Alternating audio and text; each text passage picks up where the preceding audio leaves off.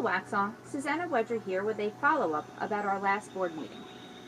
I have received some questions from citizens asking about the planning process and presentations by staff. Therefore, I wanted to offer some clarity related to the last rezoning approval and upcoming presentation, as well as provide my perspective. As you may know, both the Emerson Park and the DeWitt conditional rezoning requests were on the May 28, 2024 agenda. Regarding Emerson Park, a project that was unanimously rejected by our planning board, I offered a motion to deny the conditional rezoning, a proposal which was also supported by Commissioner Daunt. Unfortunately, that motion was voted down 3-2. Subsequently, a motion was brought forth to approve Emerson Park with a reduction of 36 residential units, additional open space, and tree mitigation, negotiated by Commissioner Wesselek. Commissioner Daunt and I both voted against approving the project, but again were outvoted 3-2. I appreciate Commissioner Wesselek's efforts to get further concessions from the developer. However, I don't believe there was just a binary choice between approving the conditional rezoning request or being forced to accept an 850 unit by right development. Primarily because there is no evidence that the developer had a viable by right plan.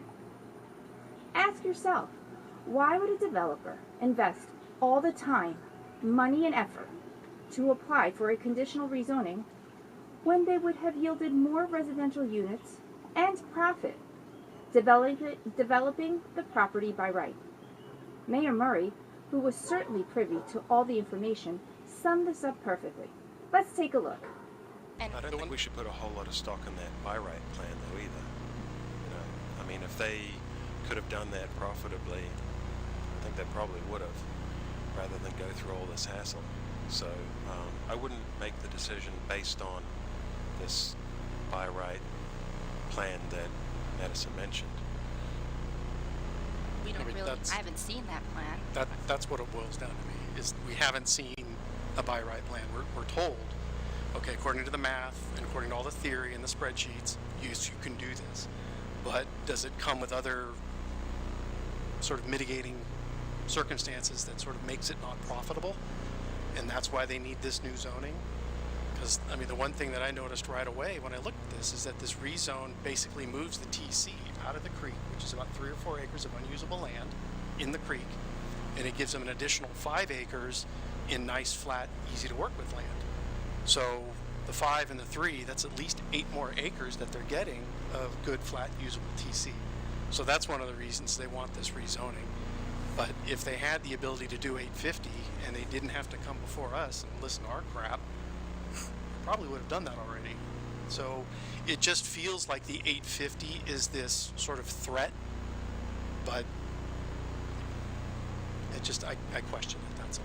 Because I haven't seen the 850. And I agree with what you're saying. I wish we could get less. I wish we could put less. And I am just as worried as you are about, yeah, by right, they can really hammer this and get 850 or whatever. But I haven't seen the 850 plan. There's no proof that an 850 or an 800 unit plan is profitable, so we don't know if they would even do it. One plan I was shown included parking garages, and just to get all the parking spots you would need in that small piece of land.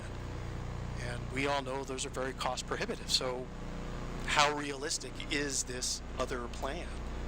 So that brings me to another project that was unanimously rejected by the planning board recently, the DeWitt, a 312-unit apartment complex with 54,000 square feet of commercial retail, which will be built along Waxhaw Parkway, east of NC 16, directly across the new Emerson Park. The project developer for this project requested that we table our May 28th vote until our next meeting. Once again, on June 11th, the Board of Commissioners is faced with a choice: to approve this project or rather deny it, as the planning board recommends. So please, let us know if you feel this development will benefit the town and positively impact your quality of life, or if you believe it is not in the public interest. As always, thank you for your time, and God bless.